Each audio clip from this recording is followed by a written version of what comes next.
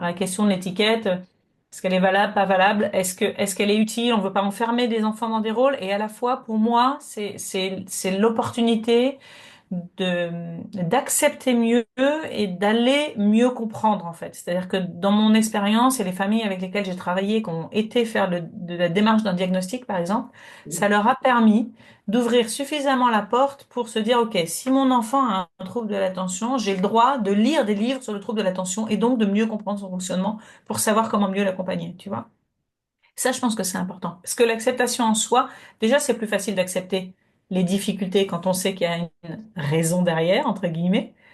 Mais en même temps, tu vois, il y a une partie de moi qui se disait, oui, mais attends, en fait, théoriquement, on devrait accepter son enfant comme il est, sans avoir besoin d'une justification pour ça. Et en même temps, mais c'est normal aussi. On grandit avec des normes, des fonctionnements, des choses qui peuvent être, quand elles sont pas suivies, sont déstabilisantes. Et quand il y a une explication, ben, ça nous aide, du coup, à apprendre ça, tu vois. Et c'est vraiment cette notion de handicap non visible.